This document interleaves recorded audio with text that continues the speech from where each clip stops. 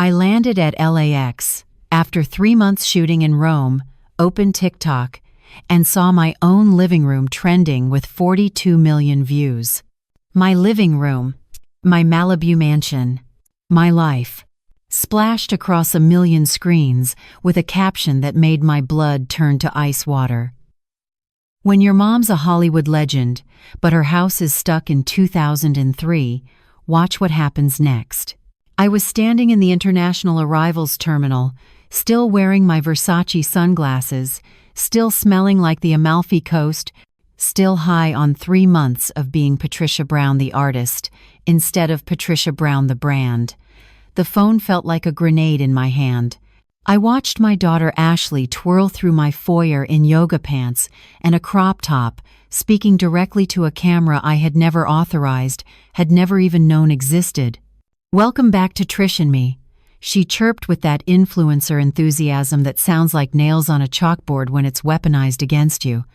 Day 47 of the secret renovation. Mom lands tomorrow, and she has no idea we've transformed her entire life. 47 days. I scrolled down.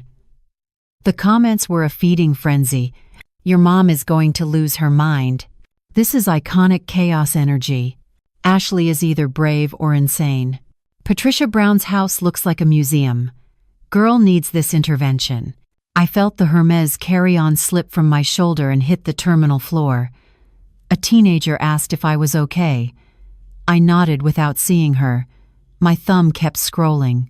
There were 17 videos, 17, each one with millions of views, each one showing a different room of my home, a different corner of my sanctuary, being systematically dismantled by my 32-year-old daughter and a crew of 20-somethings with ring lights and sledgehammers.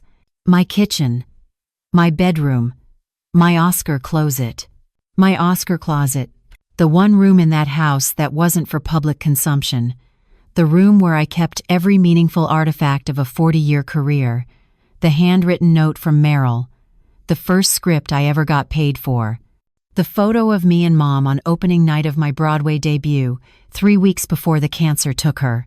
Ashley had filmed it all. "This is where Mom keeps her awards," she said in the video, running her French manicured fingers along the shelf like she was hosting cribs. 3 Oscars, 5 Golden Globes, and literally 0 photos of me. "We're going to change that." The camera zoomed in on her face. She wasn't kidding. She was angry. I had been in Italy playing a duchess in a Gucci-sponsored period piece, feeling 35 again, feeling alive again, feeling like maybe I still had one more act left in me, while my daughter turned my home into content. The Uber driver had to say my name 3 times before I heard him. I climbed into the back seat like a woman walking to her own execution. The 405 was a parking lot. The sun was setting over the Pacific in that aggressive California way that makes everything look like a movie poster. My phone wouldn't stop buzzing. Text from my agent, "Call me now." Text from my publicist, "Do not respond to anything. We need to strategize." Text from my sister in Ohio, "Is this real? Patricia, what is happening?" And one text from Ashley, sent 14 hours ago, while I was somewhere over the Atlantic Ocean, with my phone in airplane mode. "Hey Mom, hope Rome was amazing. Can't wait to see you. I have a surprise." I laughed. It came out like a bark. The Uber driver glanced at me in the rearview mirror. I looked away. Malibu appeared like a mirage. The palm trees, the ocean, the houses that cost more than small countries. My house sat at the end of a private road, gated and guarded, and completely useless because the invasion had come from the inside. I paid the driver in cash and stood at my own front door like a stranger. The key still worked. Inside, everything looked wrong. The furniture was different. The walls were painted a shade of white I would never choose. There were cameras, tiny black domes mounted in the corners of every room, blinking red like demonic eyes. I counted them as I walked through my own home. Kitchen, 4 cameras. Living room, 6 cameras. Hallway, 3 cameras. My bedroom, 5 cameras, including one pointed directly at my bed. My hands were shaking so hard I had to sit down on a couch I didn't recognize in a living room that no longer felt like mine. That's when I heard it. Voices, laughter, the sound of people who thought they belonged here.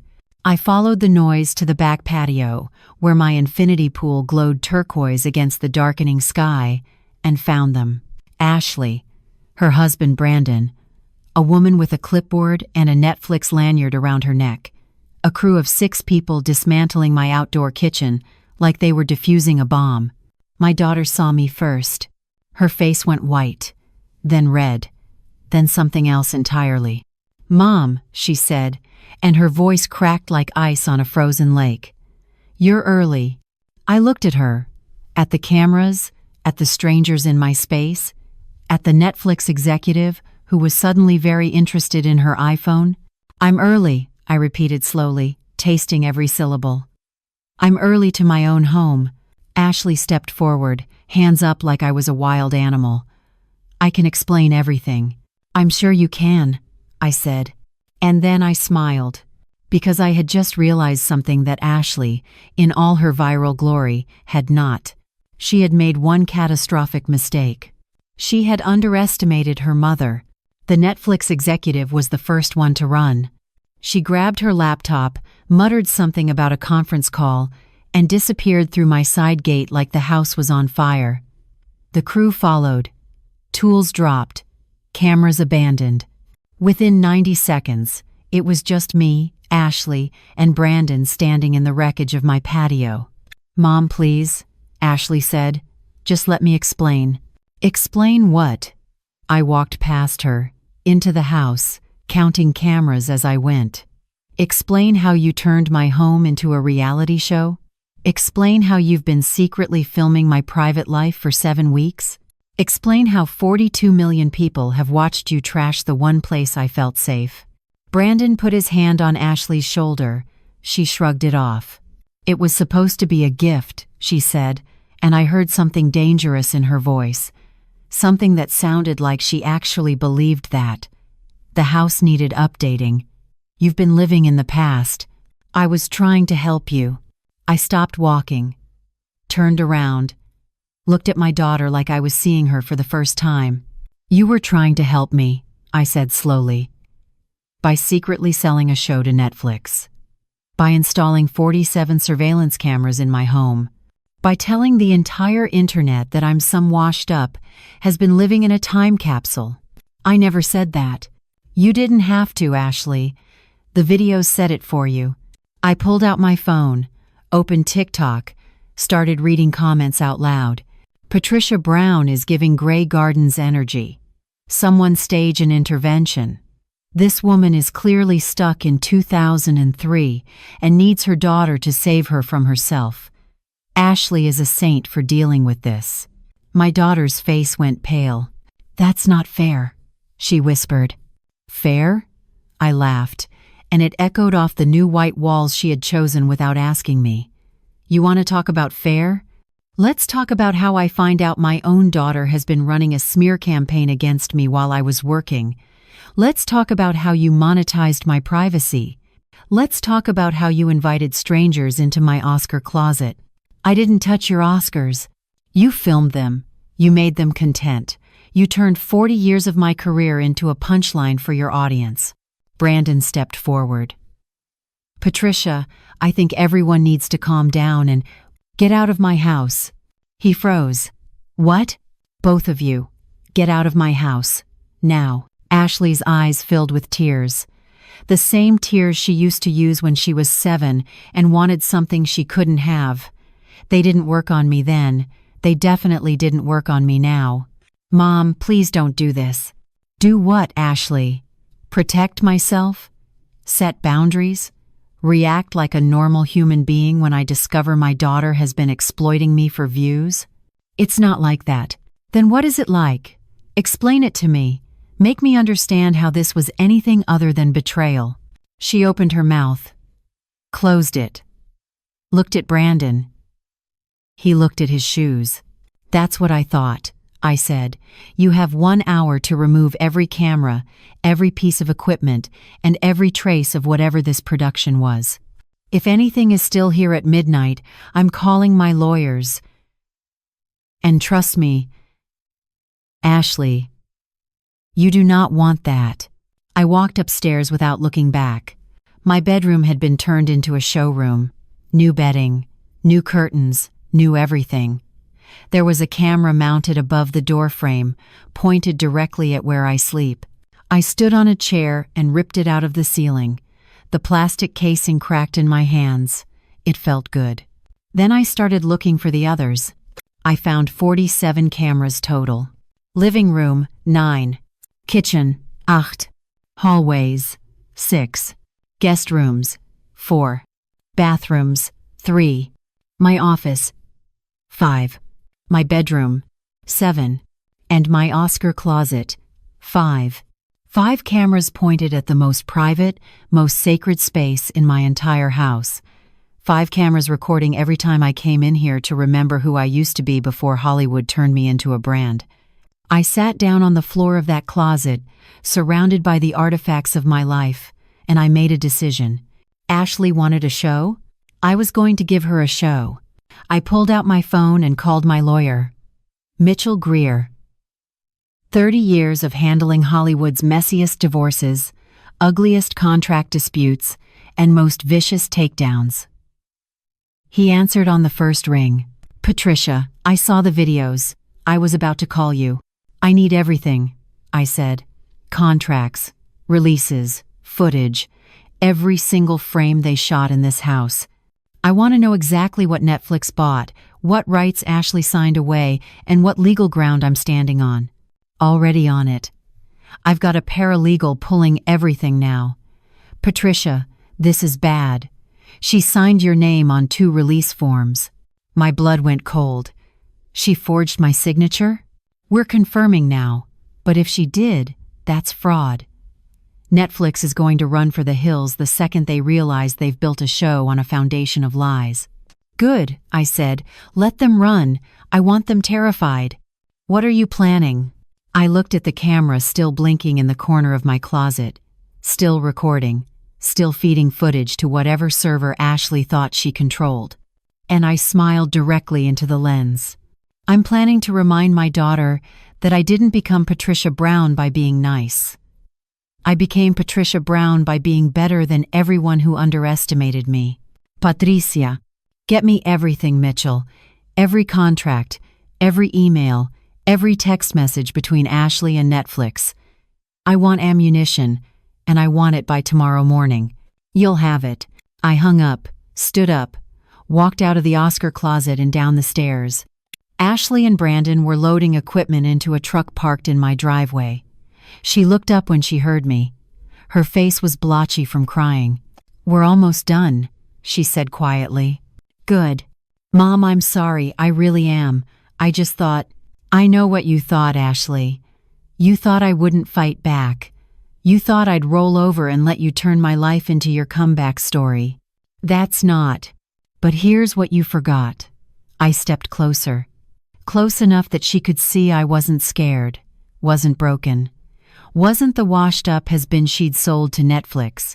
You forgot that I'm Patricia Brown, and Patricia Brown doesn't lose. Mitchell delivered the files at 6 a.m.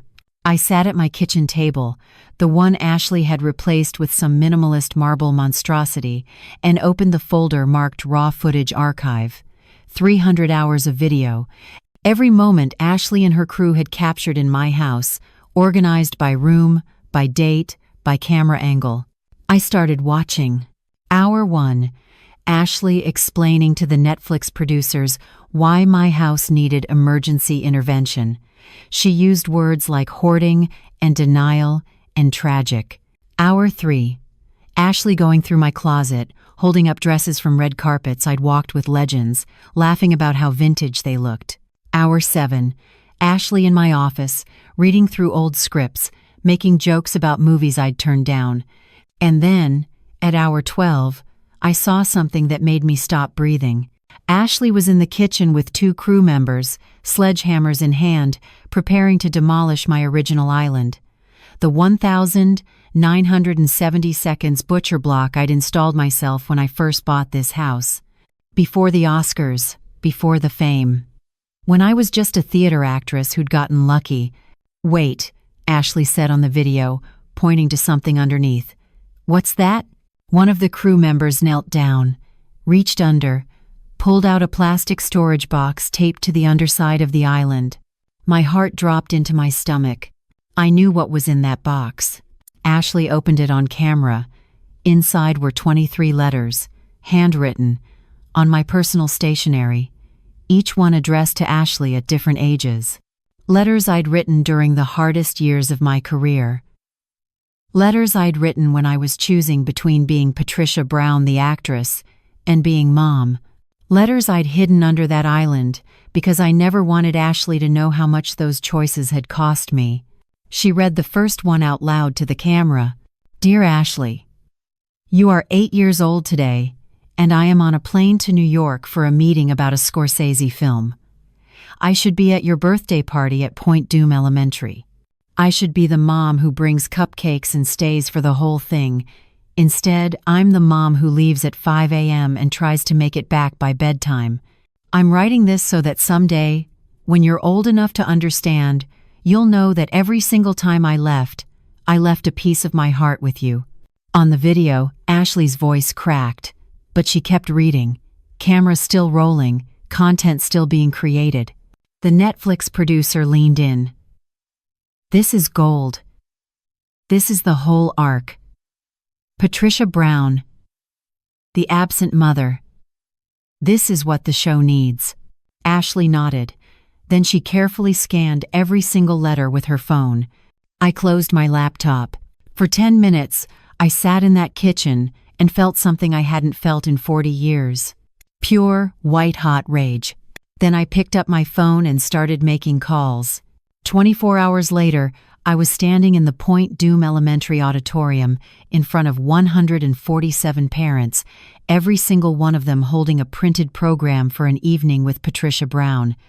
They thought they were coming to a charity fundraiser, a celebrity appearance, a chance to rub elbows with Hollywood royalty. They had no idea what they were about to witness. Ashley was in the third row. She'd come because she couldn't afford not to. Because every Malibu mom in this room was part of the same circuit, the same social ladder, the same invisible network that determined whose kids got into what schools and whose families got invited to what parties. I saw her face when she realized what the screen behind me was showing. Raw footage. From her show, of her reading my letters. Good evening, I said into the microphone, and my voice filled the auditorium like thunder. Thank you all for coming tonight. I know you were expecting a fundraiser, and we will get to that.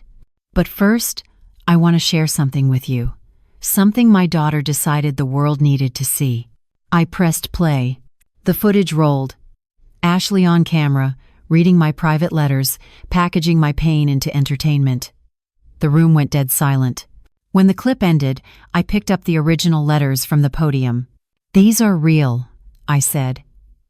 I wrote them over the course of 12 years while Ashley was growing up. Let me read you a few. I started with the letter from her 8th birthday, the Scorsese meeting. Then I read the one from her school play when I was shooting in Vancouver. Then the one from her middle school graduation when I was at Cannes. Every letter revealed the same truth.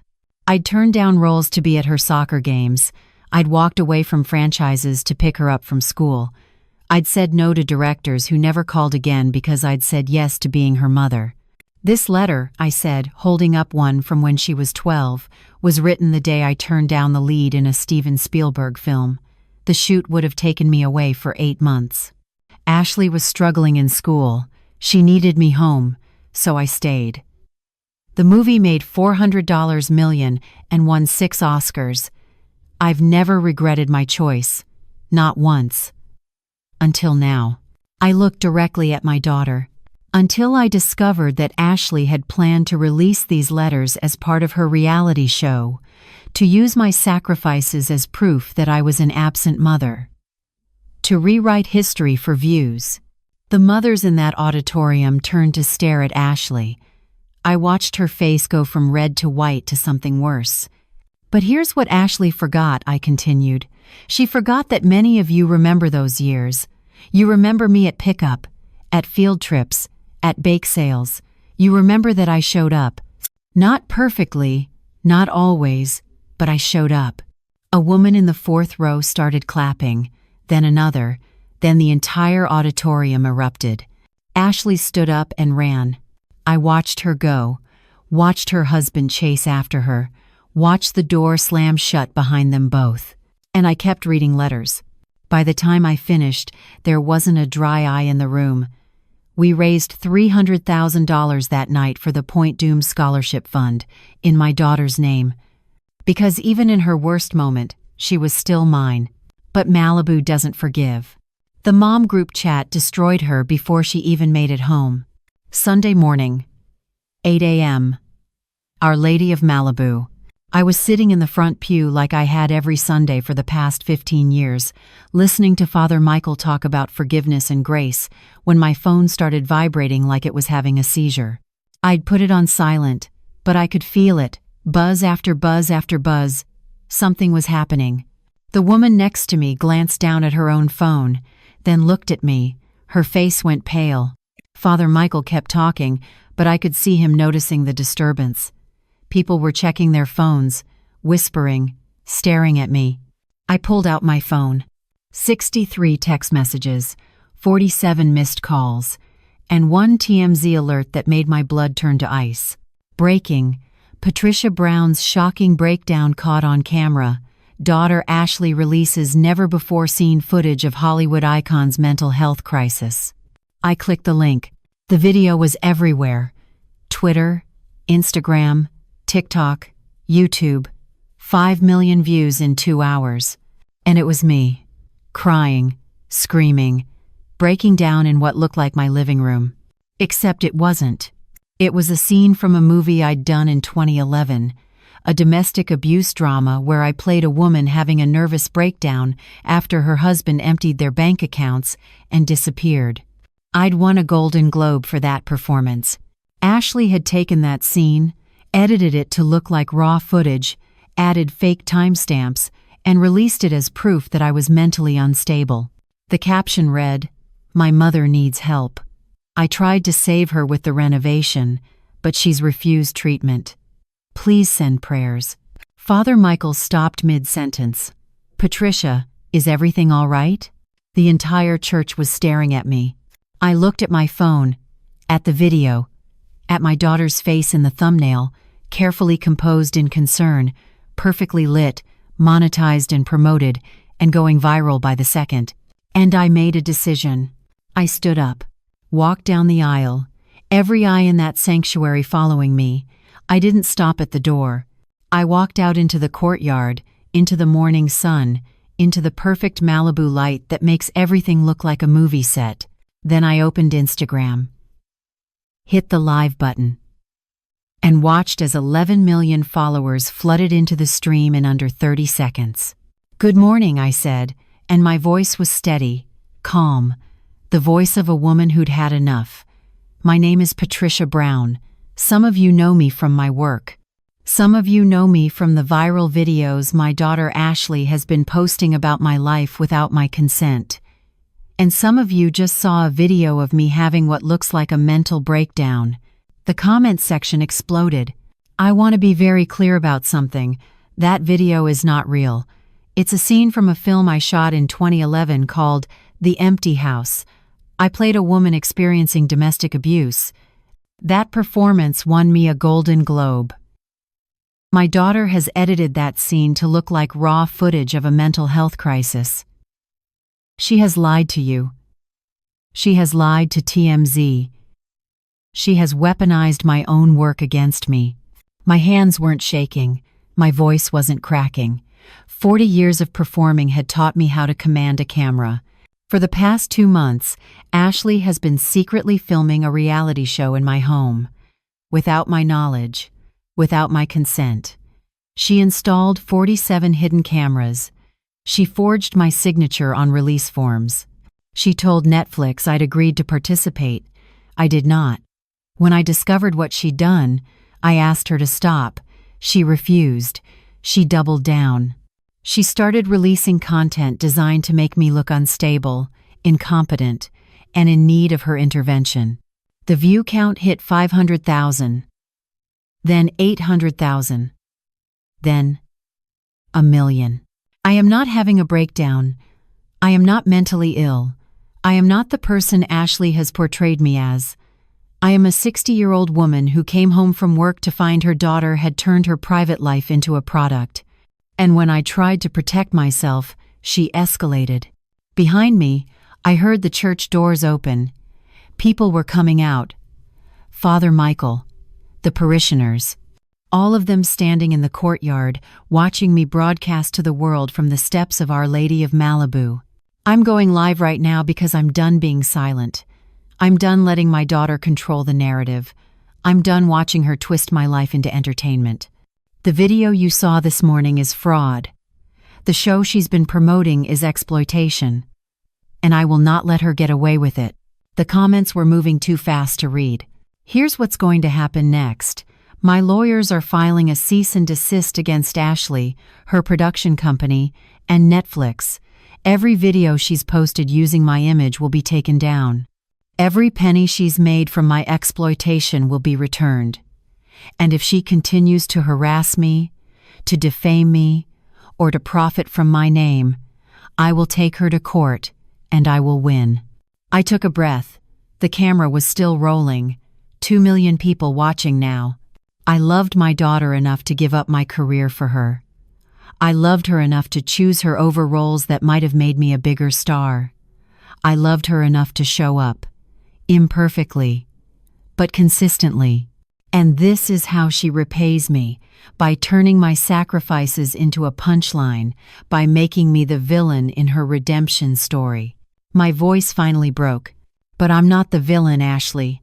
I never was. I ended the live stream. The silence in that courtyard was deafening. Then Father Michael started clapping, and the entire congregation joined him. Within 48 hours, #FreeTrish was trending worldwide. Netflix canceled the show. Ashley's Instagram sponsors dropped her. Her verified check disappeared. Her followers turned on her. Brandon left her on day 3, moved in with his 24-year-old assistant from the real estate office. By day 7, Ashley was living with Brandon's mother in a 2-bedroom apartment in Reseda. No income, no prospects, no way back. Malibu had decided. And Malibu doesn't forgive. I didn't go back to my house for 3 days after the Instagram live. I stayed at the Malibu Beach Inn, took meetings from a hotel room that cost $2,000 a night, and let my lawyers handle the wreckage. Mitchell called every 6 hours with updates. Netflix had pulled the plug. The production company was scrambling. Ashley's social media was a war zone. On day 4, Mitchell called with something new. Patricia, we have a problem. Another one? Ashley sold a biopic script about your life to Summit Entertainment. They're calling it Golden Girl, the Patricia Brown story. She's listed as a co-writer and executive producer. The deal closed 3 weeks ago.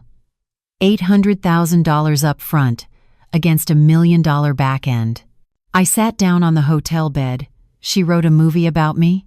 She wrote a movie about herself saving you. I've got the script. It's bad, Patricia. It makes you look like an alcoholic recluse who abandoned her family for fame. Ashley is the hero who stages an intervention and brings you back from the edge.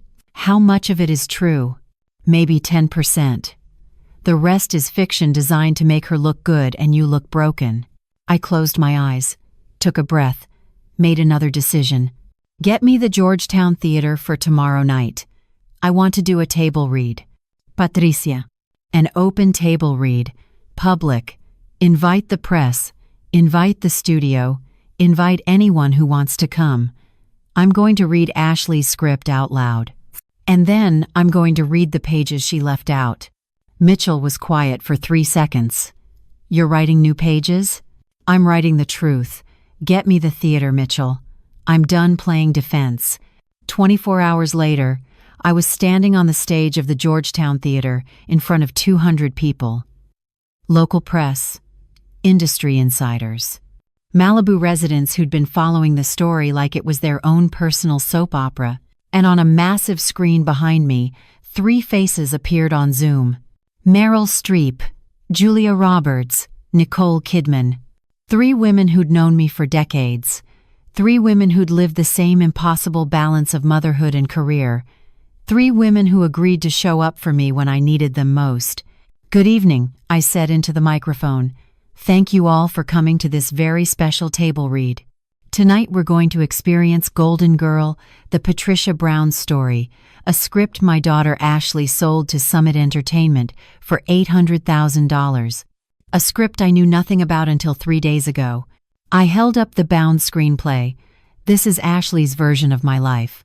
I'm going to read selected scenes, and then I'm going to read 40 pages I wrote myself. The scenes Ashley conveniently forgot to include."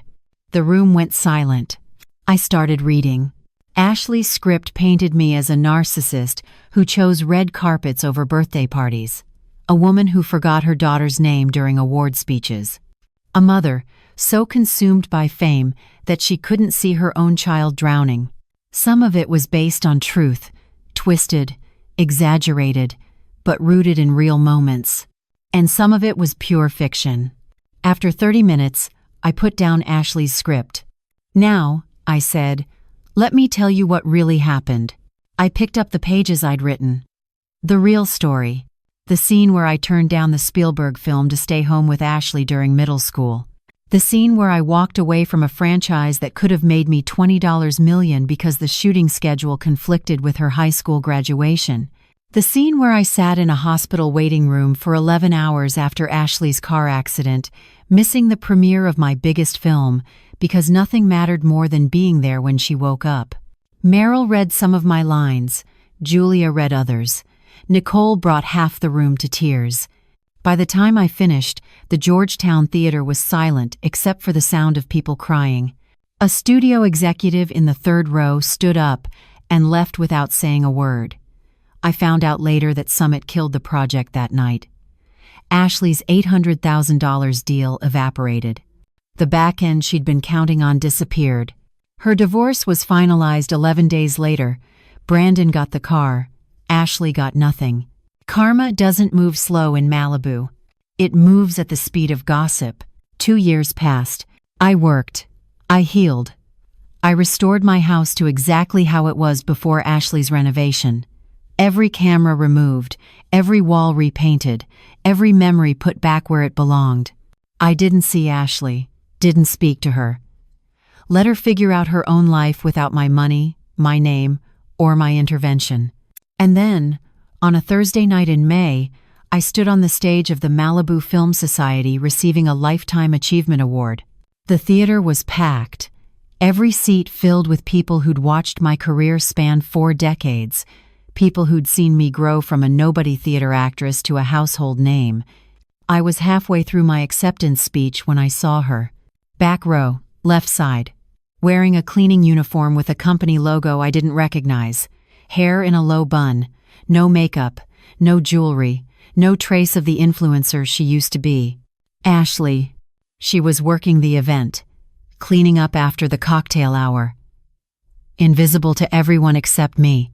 Our eyes met. For 5 seconds, the entire theater disappeared. It was just me and my daughter, and 2 years of silence between us. I turned back to the microphone. "I want to thank one more person before I go," I said, and my voice cracked just enough for people to notice. "To the girl who taught me the hardest scene of all.